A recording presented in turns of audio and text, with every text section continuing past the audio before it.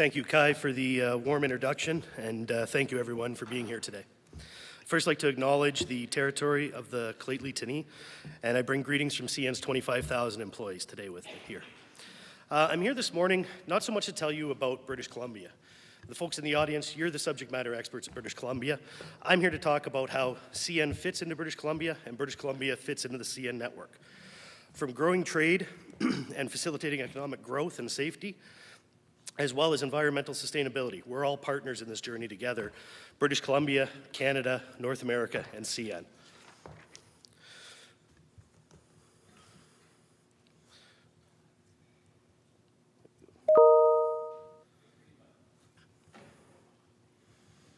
Oh, sorry.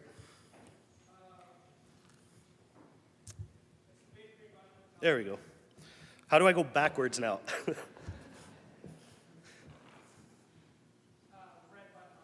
Red button on the bottom. All right, perfect. Sorry about that. So everything starts with safety at CN. It's part of being a good corporate citizen. It's part of acting responsibly in the communities we operate in.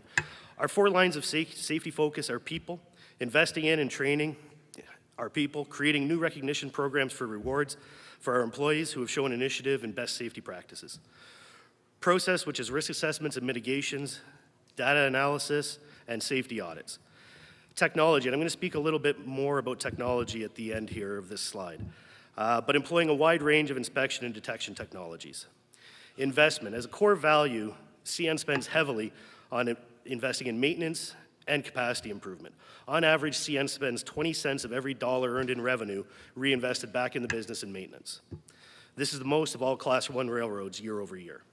Now, to talk about technology for a second, a couple interesting things you're going to see specifically here in British Columbia over the next 6 months is a rollout of 2 new technological solutions we've employed to increase the safety on the railroad. One being our automated track inspection car. And essentially what this is a big red box car that says safety inspection on the side of it. It's an automated track inspector.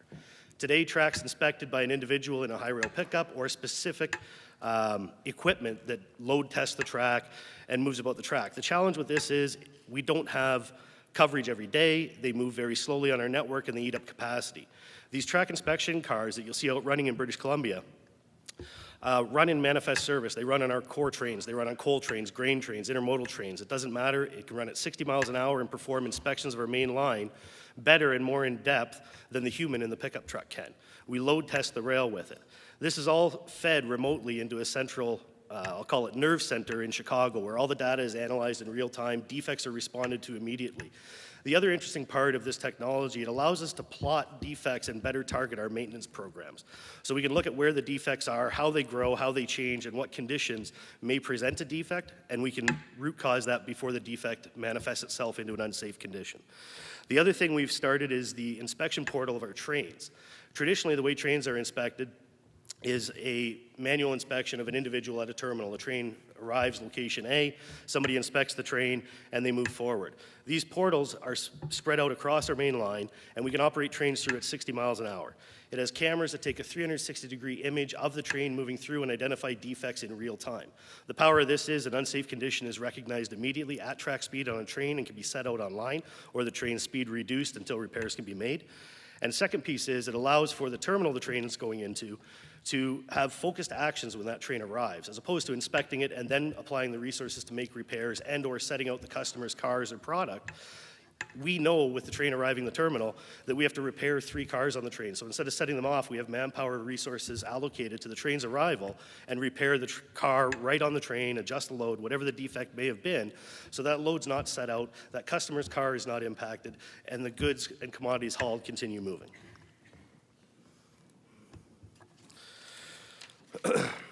When we talk moving forward about moving the economy, really the thing I'd like to bring your attention to most on this slide is the tri-coastal reach of CN. We reach the west coast in 2 ports, being Rupert and Vancouver, obviously in British Columbia. We reach the east coast through a multiple series of ports in Halifax and Nova Scotia. And unlike other Class 1s, we have a reach into the southern U.S. We are a true tri-coastal railroad and really agent of supporting trade across North America.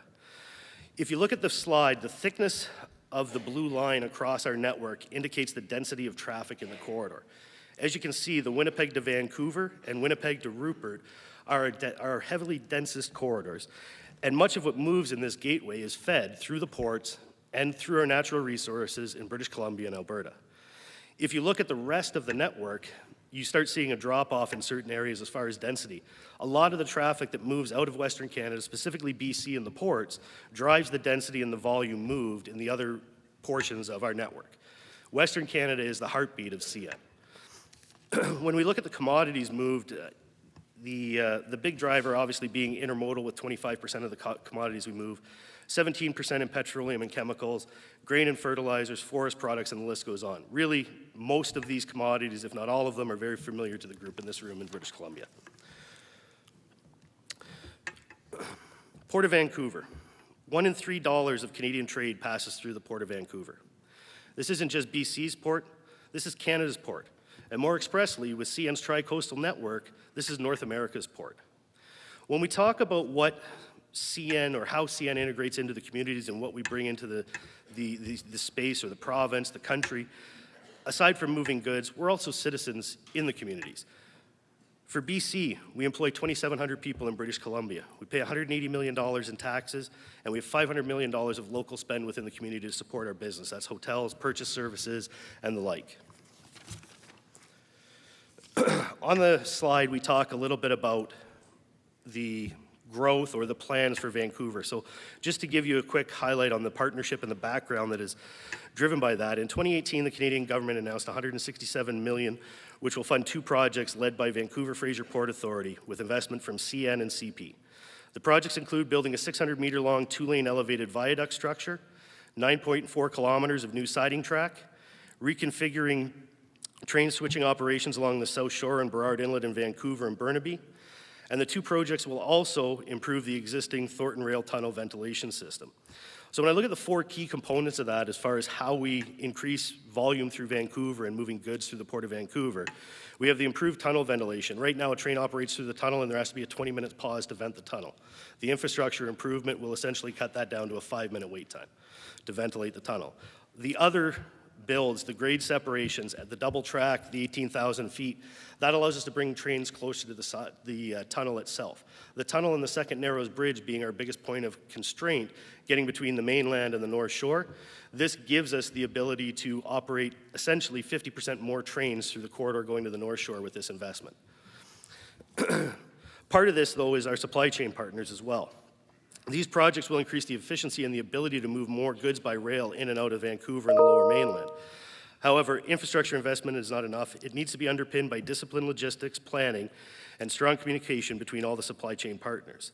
This said, many of our large single commodity bulk partners have recently expanded their footprints to accommodate their growing needs. G3, Richardson, Viterra, a number of the grain customers in Vancouver. In addition, a number of the smaller customers, Raymont Logistics, have also invested capital in laydown areas to facilitate the growth and the future planned within Vancouver. On to what is my favorite topic to talk about right now, which is the Port of Prince Rupert. Prince Rupert is really a crown jewel for CN. It's an exciting time, it's solely served by CN, and it is the true definition to me of a solid partnership between the Port Authority, the customers that operate there, the communities in Prince Rupert itself, and the railroad. We grow with this port, the port grows with us. We're tied together at the hip, and we support each other through thick and thin. This said, a number of investments are taking place up at the Port of Prince Rupert to support future growth that will be taking place in the area. Just to highlight some of that, the current Fairview DP World Terminal is planned to increase from 1.35 million TEUs to 1.8 million TEUs by 2022. Volpac Pacific Canada is a planned bulk liquids terminal scaling from 4 million metric tons in 2022 to 12 million metric tons of operation over the life cycle of the project. CT Terminals, Raymont Logistics, all transload facilities to help with our overseas markets.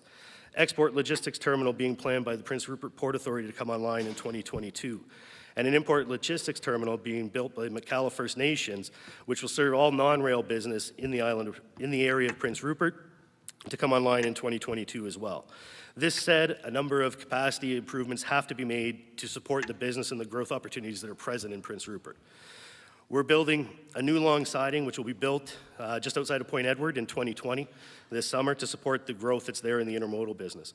In addition, there's been over $250 million jointly funded by CN and the Prince Rupert Port Authority and the Canadian federal government to basically twin the Zanardi Rapids Bridge at a point in time going to 3 tracks over the Zanardi Rapids, being our biggest point of restriction in and out of the island.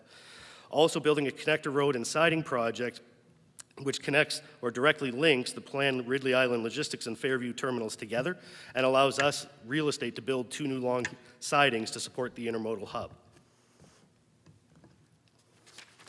So when we look overall, building capacity in Western Canada has been a key focus of CN over the last several years. We've built 78 miles of double track, we've bought 140 new high horsepower locomotives, and we've invested $400 million solely in capacity improvements alone in those 2 years. For a total spend of $7.4 billion CN-wide, $3 billion more will be spent in 2020, and much of that in the Western Canadian corridor, supporting growth in the BC territories.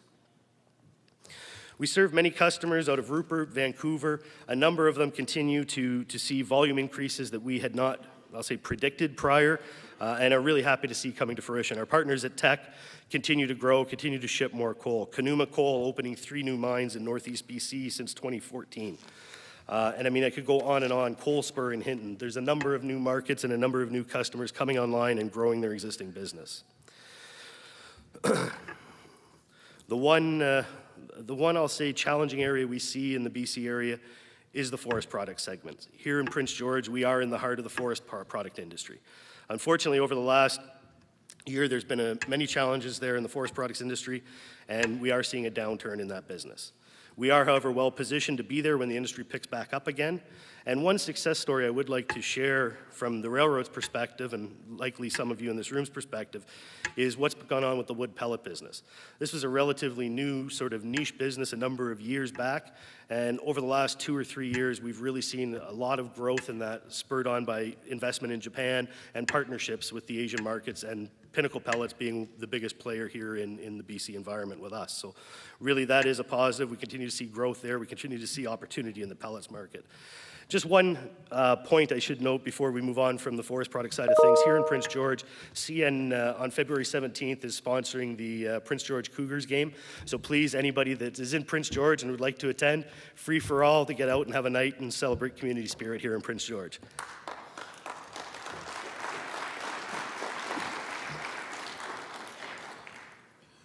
So we also have a big footprint in with the mining industry, specifically Rio Tinto in Kitimat. You know, we've spoken about Site C earlier. Number of opportunities there for us in Site C as far as hauling product in and out.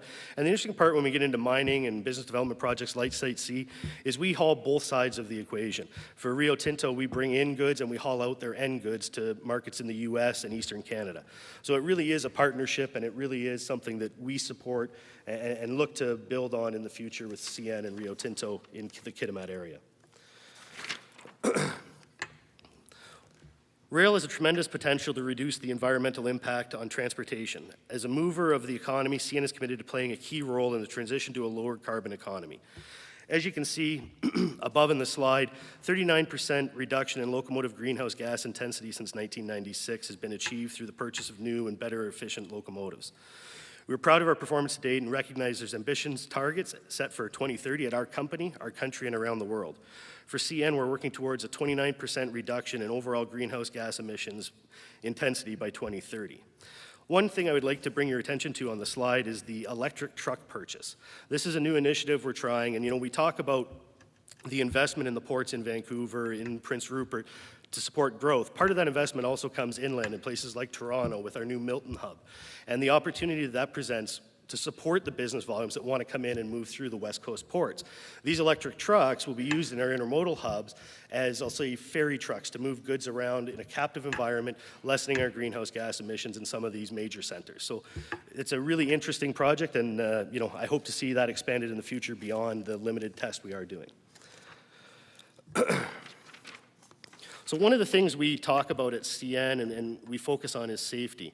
And part of that is accident prevention, incident prevention. with a focus on detection, inspection, capital, and detailed corridor assessments. But another part of an incident, unfortunately, as they do happen from time to time, is working together with all stakeholders and implementing a structured community engagement and emergency response plan. And I don't think there's a much better example of that than the work that was undertaken with our team this year with the Kitsum-Callum First Nation and local first responders on a mock incident in the Skeena River. I mean, that brought all the players together from the government to the First Nations community to local people to come out and see what would happen should something happen. Operating within or adjacent to nearly 200 reserves, CN has a very robust First Nations and Aboriginal community engagement plan. We operate through 110 First Nations and Métis Peoples territories. CN is in daily contact with Aboriginal communities from coast to coast. We strive to strengthen our ties, cultivate economic opportunities, and be a leader among our industry peers. And likewise, with all communities, what I'd like to leave you with as a message as far as CN goes and communities and how we operate, we don't just pass through your communities. Our employees are your neighbors. We're invested in your communities. We invest time, expertise, resources, and capitals to make the community safer, more robust, and really be a good corporate citizen. This year CN marked its 100-year celebration, and we're looking forward to our next 100 years. The future is bright for CN, our country, and British Columbia. The growth is here in the West, and it's ours to capitalize on. Thank you, and stay safe.